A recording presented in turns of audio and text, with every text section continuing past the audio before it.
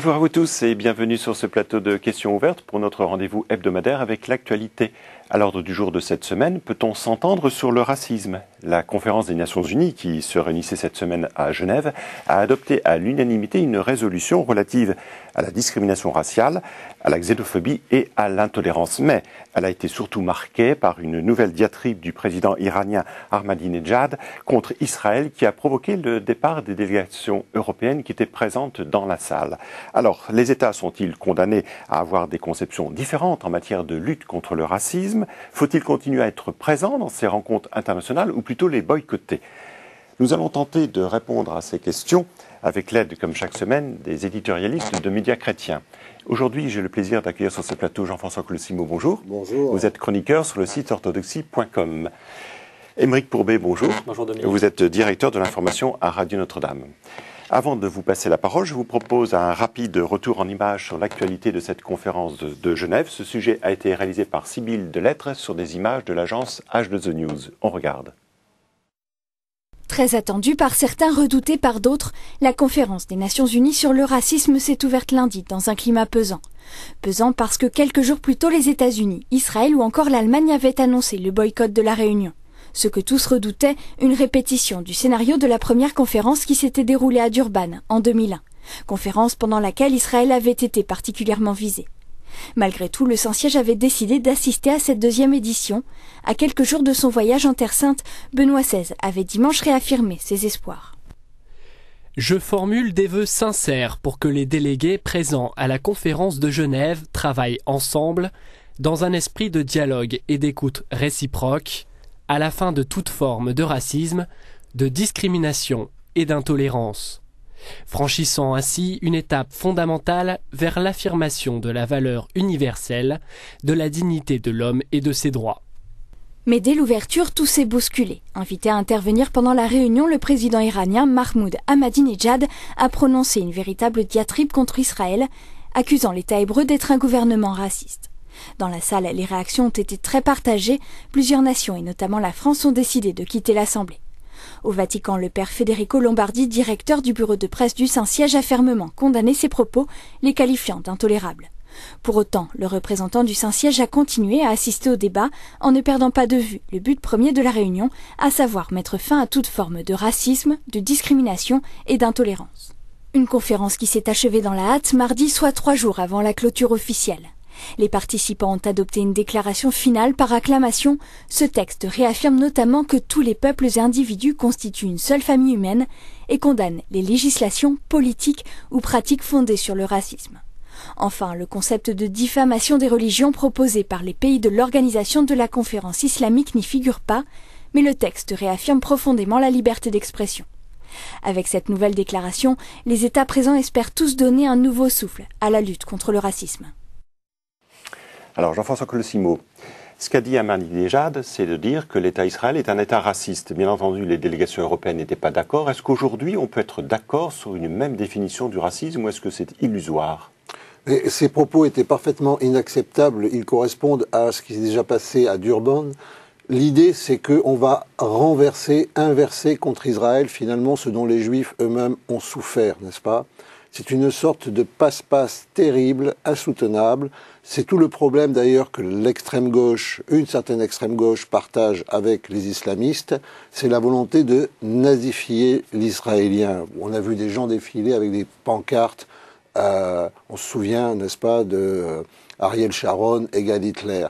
Alors, il y a un conflit au Proche-Orient, on peut faire des reproches à Israël, on doit certainement faire des reproches à Israël. Les Israéliens eux-mêmes sont divisés sur certaines questions, mais cette opération-là, elle est parfaitement inacceptable. Le sionisme n'est pas un racisme, n'est-ce pas?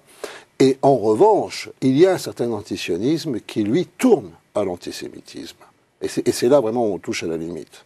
Donc les propos d'Ahmadinejad, on les connaît. Il avait convoqué une conférence négationniste à Téhéran, auquel avaient participé d'ailleurs certains Français bien connus sur ces questions-là, n'est-ce pas?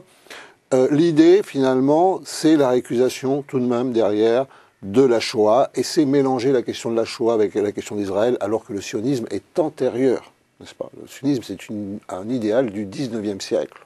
d'ailleurs plutôt laïques, plutôt socialistes pour dire les choses comme elles sont.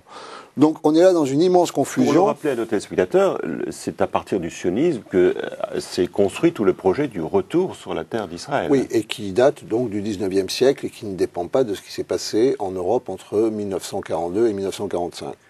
Même si ça a eu un impact, évidemment, mais ça ne dépend pas de ça. L'État d'Israël n'est pas le résultat de l'Holocauste, n'est-ce pas ? Aymeric Pourbet, Jean-François Colossimo disait on ne peut pas accepter, personne ne peut accepter les propos du président iranien. Néanmoins, beaucoup du côté de la Palestine, et on sait que du côté de l'Église catholique au Vatican, on y est assez sensible, on sait bien que le sort du peuple palestinien n'est pas aujourd'hui des meilleurs, on sait très bien. Donc est-ce que ça veut dire que, tout en condamnant des propos, dans les milieux chrétiens palestiniens, on peut comprendre les propos du président iranien qui soient exprimés aujourd'hui de cette manière ?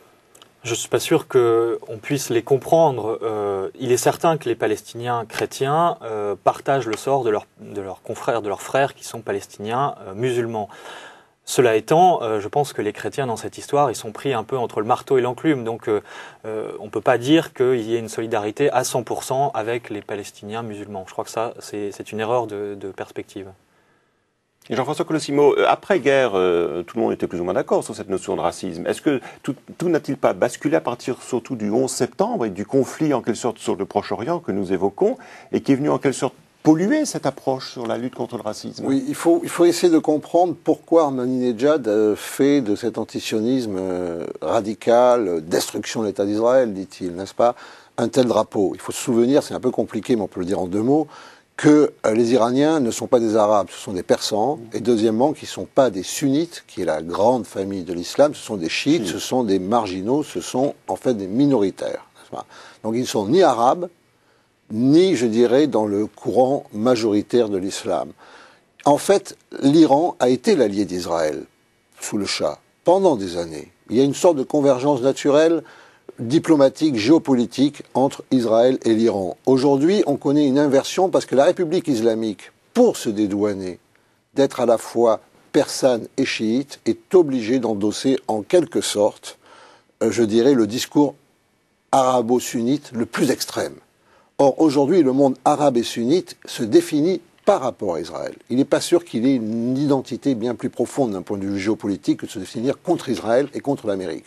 N'est-ce pas ? Encore que les choses soient complètes, parce que l'Arabie saoudite, qui est le lieu de ce monde arabe et sunnite, est prétendument le meilleur allié des États-Unis dans la région. Donc on est dans une grande confusion géopolitique, on est dans l'instrumentalisation de choses graves, et c'est ça qui est inacceptable, c'est cette instrumentalisation qui empêche un véritable débat sur le conflit proche orientale, où ensuite on se distribue comme on veut, on pense comme on veut, on est avec qui on veut, mais ça, c'est inacceptable. Alors le problème, c'est que faisait la France, l'Angleterre, le Vatican, etc., dans une conférence dont on savait qu'elle allait tourner à Durban, et je vous rappelle que la première fois que ça s'est produit à Durban, on a eu d'énormes difficultés. Alain Finkielkraut était quasiment seul à dénoncer le scandale. À cette époque-là, on disait, mais non, malgré tout, il faut les comprendre, n'est-ce pas ?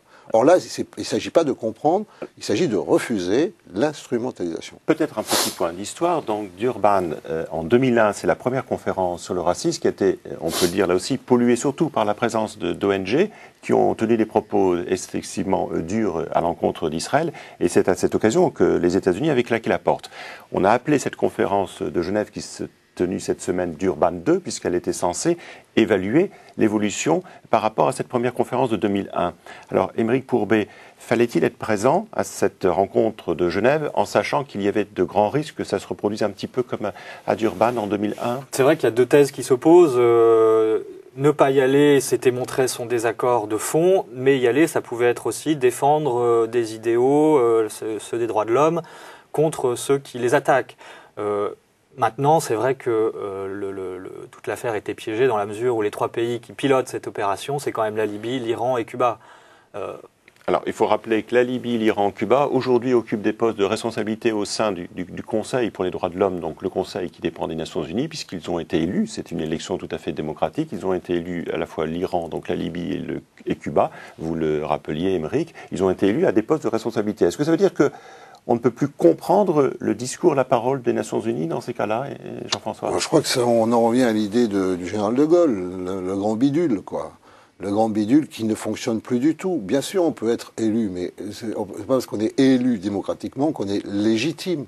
n'est-ce pas? Alors, évidemment, comme finalement les droits de l'homme apparaissent à de nombreux pays à travers le monde comme une sorte un peu d'exportation d'une idéologie occidentale qui est en fait là pour les brimer, voilà qu'après s'être longtemps affrontés à cette idée des droits de l'homme, ils la récupèrent à leur profit et effectivement on se retrouve, évacuons la question religieuse, on se retrouve avec Cuba qui donne des leçons sur les droits de l'homme. Les prisons cubaines sont pleines de prisonniers pour des questions de liberté d'expression et de liberté de pensée. Donc il y a un renversement là, n'est-ce pas? Il y a un détournement, en fait c'est un hold-up, c'est un hold-up idéologique. Voilà. Alors est-ce qu'il faut aller dans la banque où se déroule le hold-up idéologique pour le dénoncer, ou est-ce qu'il faut le dénoncer de l'extérieur? C'était au fond toute la question. Mais ce qu'il y a de préoccupant derrière tout ça, c'est véritablement, et je distingue bien l'islam de l'islamisme, n'est-ce pas? Mais l'islamisme en tant qu'idéologie, c'est la conjonction de l'islamisme et de l'extrême gauche. Cette conjonction, elle n'existe pas qu'à Durban, elle n'existe pas qu'à Genève, elle existe en France, dans les banlieues, où l'extrême gauche, très souvent, essaie de récupérer à son profit l'islamisme pour retrouver des troupes, pour retrouver un peuple, pour retrouver une action. On se souviendra du fameux baiser, de la fameuse accolade entre José Bové et Tarek Ramadan.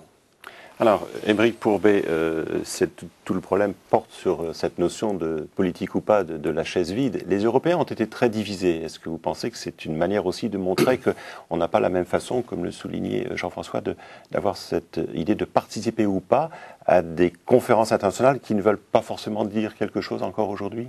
Moi, je suis assez d'accord avec ceux qui disent que cette affaire a été la défaite de l'Occident, qui effectivement a été divisé et minoritaire, puisque effectivement les 3 pays dont on parlait tout à l'heure, ils ont été élus. Mais ce qui me paraît plus important, c'est que c'est la défaite de l'universalisme des droits de l'homme. C'est-à-dire que, effectivement, ce que disait Jean-François tout à l'heure, on n'arrive pas à se mettre d'accord sur une même conception de la dignité humaine. Et je crois que c'est ça le plus grave. Alors, et là, on rejoint un fondement anthropologique, et je pense que s'il fallait être présent, il fallait y aller avec des arguments. Peut-être ce qu'a fait un peu le Saint-Siège, même s'il n'a pas eu beaucoup la parole, à savoir défendre une conception de la personne humaine avec un fondement anthropologique. Et c'est ça aujourd'hui qui pêche. Vous comprenez la position du Saint-Siège, Jean-François, de dire il faut quand même mieux rester. Bien entendu, les enjeux pour la petite délégation du Saint-Siège sont peut-être différents de ceux des grands pays occidentaux, mais est-ce que vous comprenez cette position?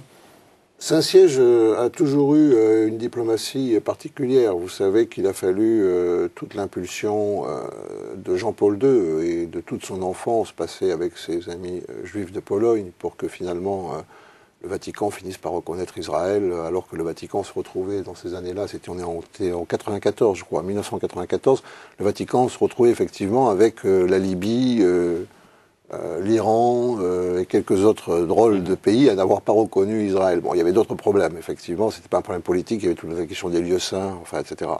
Donc je pense que le Vatican a une politique, si vous voulez, de la main tendue, de la présence. Il est évident que le Vatican est hors de soupçon dans cette affaire, n'est-ce pas? De la même façon que la France est hors de soupçon. Mais jusqu'à quel point le fait de vouloir rester jusqu'au bout ne revient pas finalement à cautionner? Jusqu'à quel point le fait de rester jusqu'au bout n'est-il pas finalement une forme d'espérance aussi de sortir, non pas tellement M. Ahmadinejad, mais le peuple iranien de la situation d'enclavement dans lequel ce peuple est?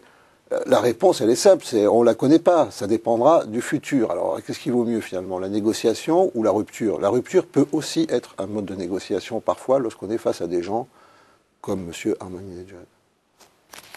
Aymeric, vous vouliez poursuivre les propos de Jean-François? Oui, c'est vrai qu'il y a une diplomatie du Saint-Siège, mais en même temps, je pense que le Vatican, le représentant du Vatican, il est là aussi pour affirmer qu'il y a une destinée de l'homme qui le dépasse et qui, cette conception de l'homme, elle peut aussi fonder cette espèce d'universalisme qui manquait à cette conférence. C'est ce qu'a dit le pape juste avant le dimanche dernier, en disant finalement, si nous sommes tous frères, c'est parce qu'on a un même père, il faut se tourner vers le Créateur, et je crois que la présence du Saint-Siège, elle est là pour réaffirmer ce principe-là.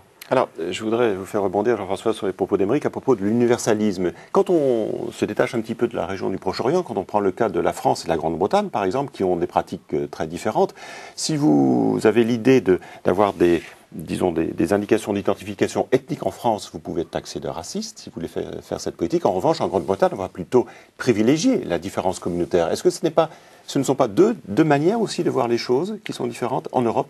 Il y a deux destinées là qui sont grandement différentes et qui en fait dépendent de l'héritage du colonialisme. Lorsqu'on se moquait de la France parce que en Afrique ou ailleurs ou en Asie on enseignait aux petits-enfants autochtones, nos ancêtres les Gaulois, en fait, paradoxalement, il y avait une affirmation d'universalité, de communauté de destin.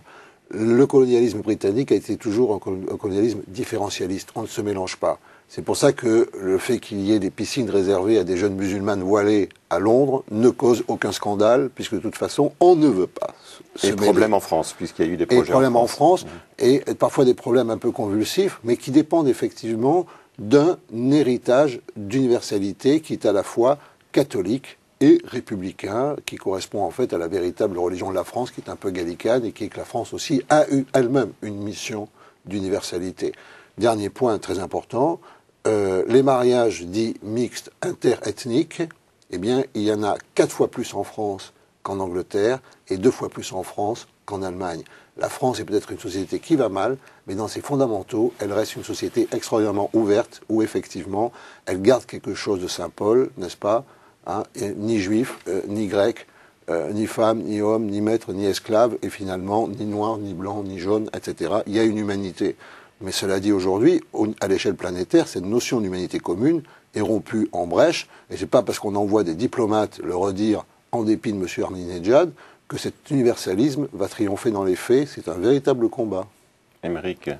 Oui, alors c'est vrai qu'on est peut-être passé effectivement d'une conception universaliste à une conception anglo-saxonne où on revendique des droits. Enfin, c'est ce qu'on a vu à Durban et à Genève. Mais moi, ce qui m'étonne aussi, c'est que ces droits, finalement, ils sont un peu à sens unique. C'est-à-dire que les droits des chrétiens, on les a pas entendus. Le secrétaire général qui a ouvert donc la conférence de Genève, il a parlé de l'islamophobie, il a parlé de l'antisémitisme, la christianophobie.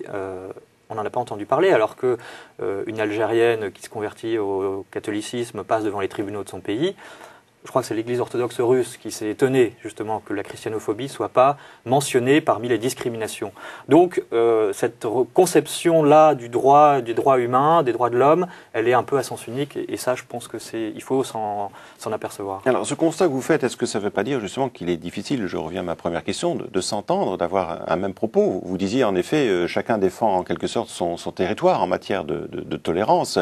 Les Occidentaux voulaient qu'il soit fait allusion à l'homophobie, ce que ne voulaient pas les musulmans, ce que aurait guère apprécié, on l'imagine aussi, la délégation du Saint-Siège. Inversement, les pays musulmans auraient voulu qu'on parle de diffamation des religions, il n'en était pas question du côté européen. Ce n'est pas très optimiste de constater qu'il n'y a aucun discours commun sur tous ces points-là. C'est peut-être pas très optimiste, en même temps ça a le mérite du réalisme et de pu être dans l'angélisme, un peu à la Bernard Kouchner qui dit finalement cette conférence a été un semi-succès et non pas un échec. Je crois qu'il vaut mieux prendre acte d'une situation pour essayer ensuite de reconstruire sur des bases plus solides. Jean-François? Oui, le problème qu'il y a derrière, c'est très simple, c'est que on n'arrivera pas à faire des droits de l'homme, parce que dans le droit de l'homme, ce qui compte, malheureusement, ce qu'on ne comprend pas, c'est pas homme, c'est droit. D'accord ? Donc au départ, c'est en fait une question juridique et politique. Donc, quand on veut faire des droits de l'homme, la religion universelle de l'humanité, on n'y arrive pas. Parce que l'homme ne peut pas être à lui-même sa propre religion, n'est-ce pas ? C'est ça la vérité. Donc, en fait, le discours des droits de l'homme est un discours qui est impératif, parce que partout où il y a des hommes, des femmes, des enfants, qui, parce qu'ils pensent ainsi, ou parce qu'ils pensent comme cela, parce qu'ils vivent comme ceci, ou parce qu'ils sont nés simplement, dans certaines circonstances. Chaque fois que cette humanité-là est menacée, il faut évidemment réagir, mais cette réaction en soi ne nous ajoute pas plus d'humanité à nous. C'est-à-dire, en fait, on est dans une forme de minimalisme d'un point de vue métaphysique et d'un point de vue d'un maximalisme du point de vue de l'action. Bien sûr qu'il faut agir, mais c'est pas parce qu'on a agi qu'on est mieux. C'est-à-dire, les droits de l'homme n'engagent aucune mystique, aucune sainteté, aucune métaphysique, aucun culte. C'est une juste attitude, c'est tout. Juridique et politique. Alors, quand on voit un petit peu les propos plus optimistes tenus par certains, qui ont tendance à dire, bon, entre Durban et Genève, on a quand même avancé, on a ouvert des dossiers qui n'étaient pas ouverts, par exemple à Durban. On a ouvert à Genève des dossiers relatifs, par exemple, au statut des femmes, aussi aux travailleurs migrants. Est-ce que vous êtes réceptif, Aymeric, à ce discours qui est de dire, soyons réalistes, prenons ce qui est venu sur la table, et ça a un petit peu bougé par rapport à 2001. Oui, ça a un petit peu bougé. En même temps, je crois qu'on ne s'attaque pas vraiment au problème de fond. Donc effectivement, on peut se demander à quoi servent ces grands messes, ces grands rassemblements.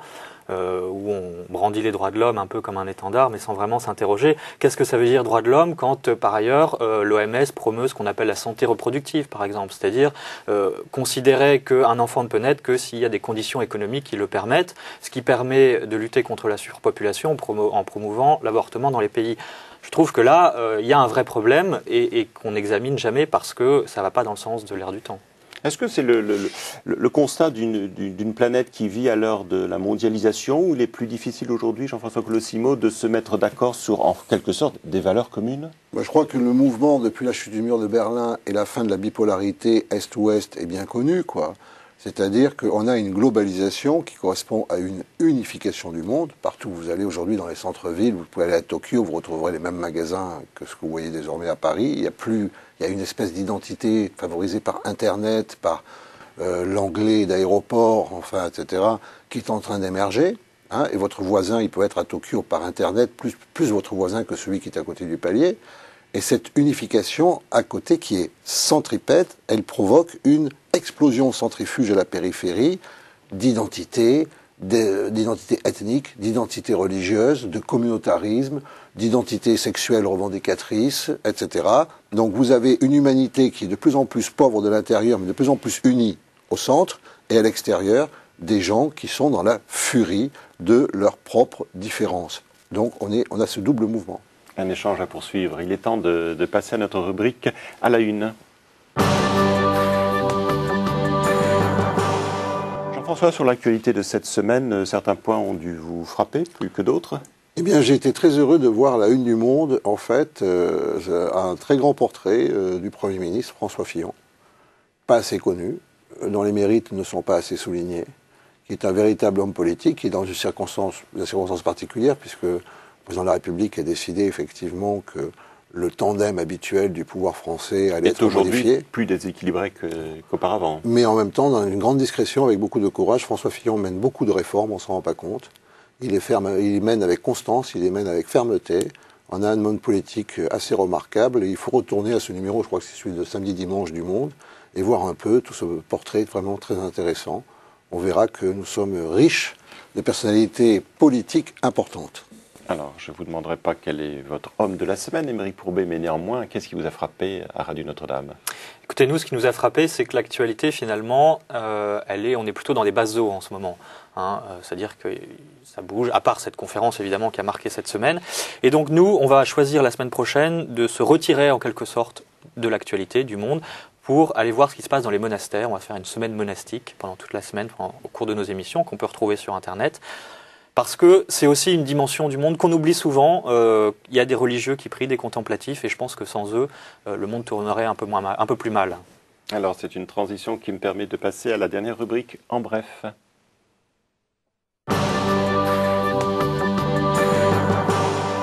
Vous parlez, Aymeric, de bonne transition, puisque moi je voudrais vous livrer un coup de cœur qui n'est pas sur une personnalité, mais plutôt sur ce printemps que j'intitulerais le printemps de l'art religieux, en France et ailleurs d'ailleurs, parce que pour ceux qui ont la chance, par exemple, de passer à Rome ou à Paris, il y a le choix. Il y a le choix d'exposition qui est en effet, je trouve, remarquable. À Rome, Giotto, mais aussi Fra Angelico sont à l'honneur, et puis à Paris, des expositions rassemblent en ce moment, par exemple, au musée Jacquemart André, des œuvres des primitifs italiens, et au musée du Luxembourg, des œuvres des frères Lippi. Enfin, au Petit Palais, c'est le patriarche orthodoxe de Constantinople en personne qui est venu inaugurer une remarquable exposition sur les trésors du mont Athos. Alors, Jean-François Colosimo, on y découvre de magnifiques icônes qui n'étaient jamais sorties de ce refuge du mont Athos. Toutes les pièces, pour la plupart, ne sont jamais sorties de l'Athos, ou au moins ne sont jamais sorties de Grèce. C'est tout à fait exceptionnel. Les moines de l'Athos ont accompagné cette exposition. Raphaël Ziadé, qui en est la commissaire, a voulu rendre l'Athos dans l'histoire. On procède par le système des donations des grandes dynasties impériales, et en même temps, les objets de culte sont resitués dans la liturgie. C'est une exposition merveilleuse, exceptionnelle. C'est une exposition intelligemment menée. Et pour finir surtout, puisque l'Athos est quand même un musée au cœur de l'Europe qui est habituellement fermé au public, c'est l'occasion totalement aux femmes et difficilement accessible aux hommes, c'est bien cela? Oui, interdit aux femmes depuis toujours parce que c'est le jardin de la Mère de Dieu sur Terre. n'est-ce pas? Marie est le modèle de la contemplation et les moines s'y dévouent. Et un très grand père spirituel, le père Paisios, disait, ce n'est pas que nous n'aimons pas les femmes, c'est justement que nous les aimons trop. C'est pour cela que nous ne les recevons pas, parce que nous devons nous consacrer à Dieu tout de même un peu. Et deuxièmement, effectivement, ouvert aux pèlerins sous condition, mais on peut y aller tout de même. C'est au cœur de l'Europe, c'est une république monastique. Le cœur de l'Europe, il est là. C'est cette république monastique qu'on peut visiter donc au Petit Palais. Eh bien, en attendant de vous rendre Moanto, je vous recommande d'aller jusqu'au Petit Palais. Notre émission s'achève. Vous pouvez réagir à cette émission donc en allant consulter notre site www.ktotv.com pour réagir ou pour la revoir. Quant à moi, il me reste à remercier mes deux invités d'avoir participé à cette émission. Et je vous dis rendez-vous à la semaine prochaine. Très bon week-end.